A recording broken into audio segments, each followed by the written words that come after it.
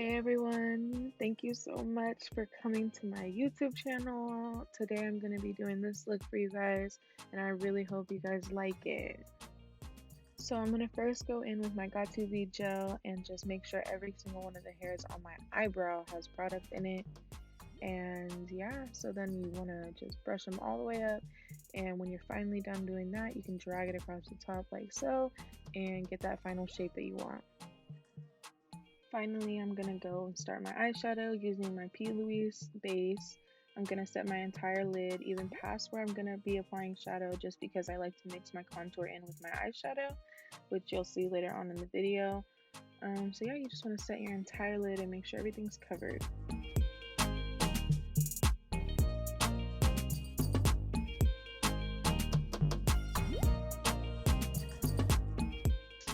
Next, I'm going to go in with my Feet on the Ground palette from the Made by Mitchell collection. Love it, love it. I'm just going in with the shade Bored in the House, and I'm going to just create the shape of the cut crease that I'm going to be making.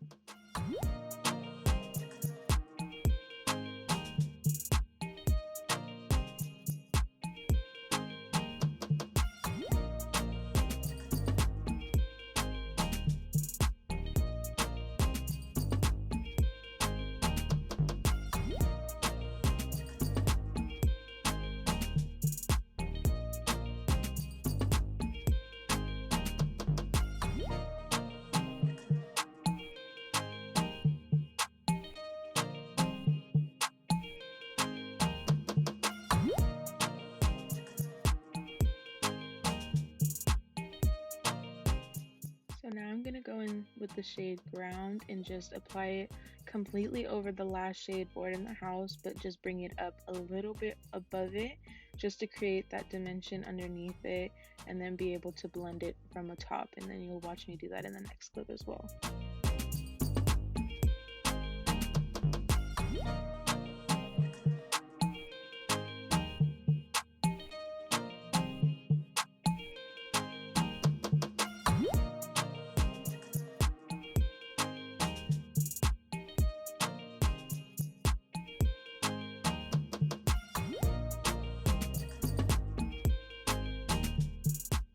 So for this part right here, I couldn't find the shade I was looking for in the Feet on the Ground palette, but I did find it in the Head in the Clouds palette, and that's the shade Dawn. I'm just going to smoke out the entire lid above it, because I personally don't like the bright concealer underneath my eyebrow unless I'm carving my brow, which I didn't do. So I'm just going to blend it out and then eventually bring my way down to mix it with Ground. So for this step, I'm cleaning up the area I plan to cut the crease, just to make it a lot more sharp, and give myself that area so that the pigment doesn't get mixed in with the concealer. And with this, I'm going to just use one side of the Q-tip, put it in the Vaseline, drag it across, and the other side that's dry, I just like to wipe off the product afterwards.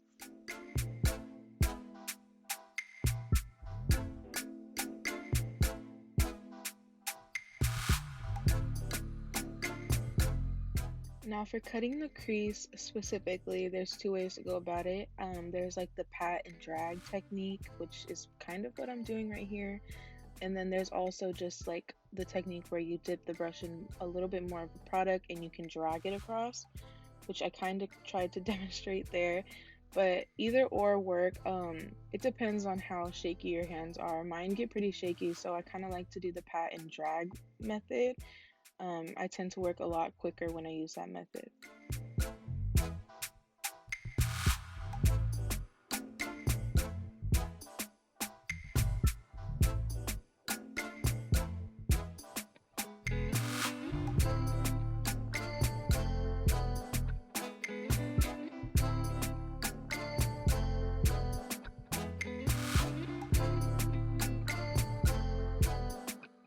And then whenever you get your preferred shape of cut crease, you go ahead and set that base with whatever color you are working with. This one is the shade Salt Bay from Feet on the Ground.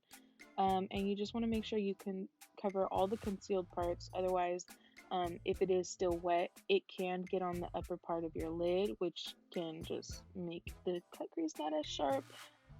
When of course the goal is to keep it sharp, it's a cut crease.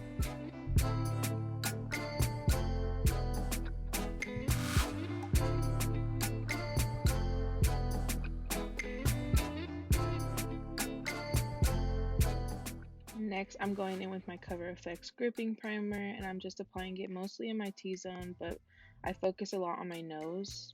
And then my Juvia's Place Full Coverage Foundation. This is the shade 650.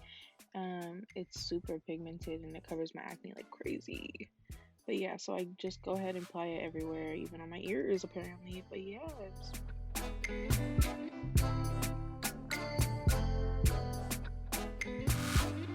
Next, I go in with the Complexion Rescue Bare Minerals Foundation in the shade Sienna, and I use this as a contour. I use it on my cheeks, the part by my eyes where the cut crease is going to connect to my hairline, and then my nose and chin. And then I just blend away. One note I would say is just blend upwards so you're not dragging the contour down. Next, I'm going to go in with my 16-Hour Camo Concealer from e.l.f. I love this concealer, and I just like to remove any excess foundation just to avoid any buildup from concealer and foundation mixing. I don't know, I learned it from some makeup artist a long time ago, and I just did it ever since. So yes, so I like to just pat the concealer in on the front of my face, so directly under my eye, and then with all of the extra, I bring it outward towards my hairline. To create that snatched effect. It kind of gives you like a more of a lift, and that's what I like to go for. So I've been doing this ever since I tried it one time and I loved it. I was obsessed. One thing I would highly recommend is to have either a powder or a pressed powder nearby so you can directly set it afterwards to avoid any creasing or any type of texture buildup.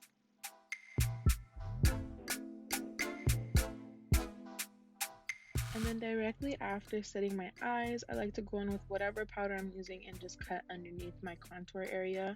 This will help me later on whenever I apply powder contour to make it a little bit less harsh when I'm blending it out. Next, I'm going to go ahead and contour my nose, and I like to set it first just to avoid any type of buildup when I'm mixing.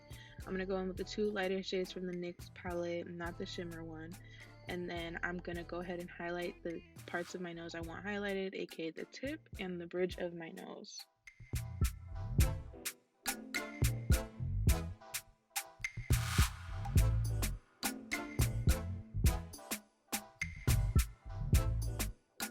Now I'm going to go ahead and use those two shades underneath those and just do the tip underneath my nose and both sides of my nose.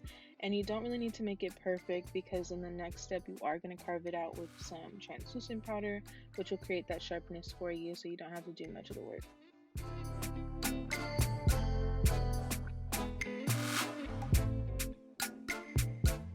But before we can get to that powder, you're going to go ahead after you're done doing the sides of your nose and just highlight the first areas that you highlighted from the beginning with those two light shades again. And you just want to make that shape exactly how you want it on the top of your nose.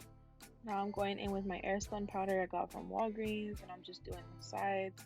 This just makes my nose look a little thinner because that's my preference. Love my natural nose, but you know, sometimes you like to look some snatched.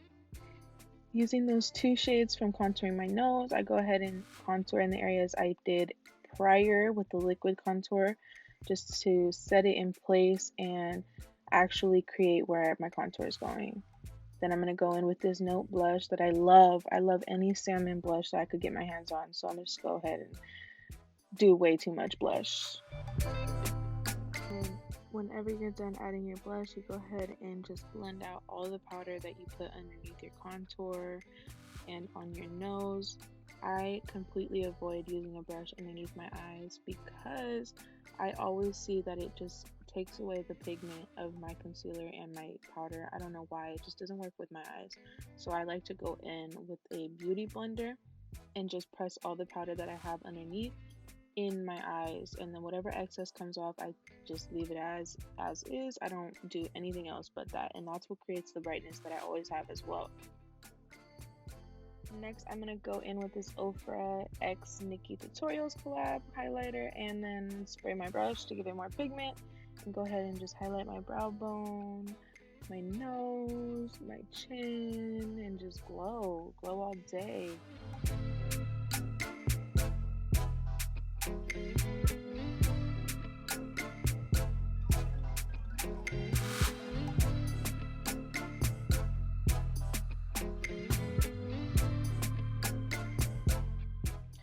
So I'm always getting asked how I do my beauty marks slash freckles or whatever you guys want to call them. I call them beauty marks. Um, I use an old eyeliner stencil actually, and I just dip it in my LA Girl concealer, and that does the job for me. And I like to just pat it with my finger afterwards to make it not as dark. And just you can also just take whatever you tap and put it anywhere else, and it will create a little bit more freckles, so it makes your job easier. Alright, for lashes, I'm gonna go ahead with my favorite Tata lashes. These are the style Bambi, with my green duo glue. I like this one personally. It gets more tacky quicker for me, so I am all about efficiency when it comes to lashes. So I like to just go ahead with that glue and basically use it as if it's a liner and just brush it across the lash line without getting it in my hair. I know that's the easiest way to do that is to apply the mascara afterwards so that the hairs aren't already brushed up and you don't have to get any glue in them, so it's not a mess. But yeah, you want to just make sure you do that full lash line to get that lash on there. And then whenever you guys go look at these Tata lashes, since they're so bomb, make sure you guys use my code MauilenaMU. I'll also put it in the description below. But yeah, save yourself some money and help your girl out.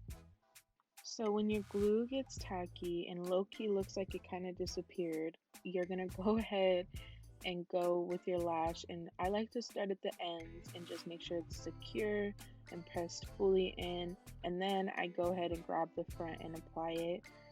This just makes it easier because the glue is tacky. It will hold the lash whenever I pull it to the front, and then it gets it in the perfect spot for me. I like to personally pinch my lashes together with the fake lashes just because I hate when they're separating. That's like one of my pet peeves. So yeah, I'm just gonna go ahead and pinch them all and make sure they're all intact and pretty.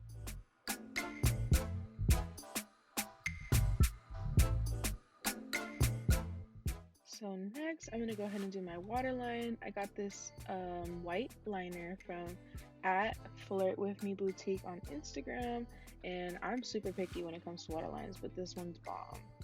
So now I'm gonna do a kind of dramatic bottom lash line, and I just kind of like group them in sections.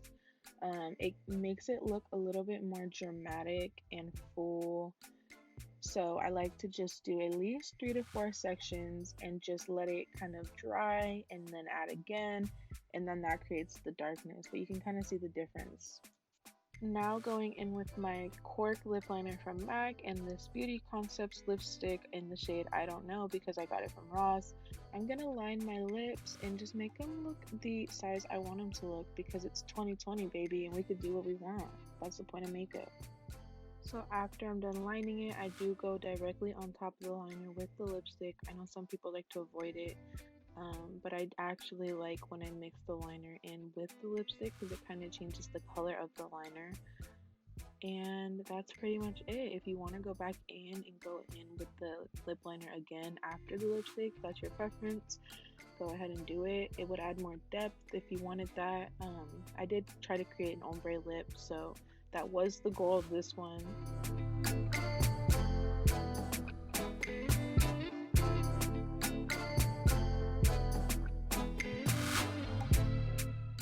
And that's about it, guys. Thank you again so much for watching. I hope you guys like the final product, and I hope you guys come back. So yeah, make sure to give me a like, comment anything down below. I'm gonna add all the products in the description, but thank you again for watching.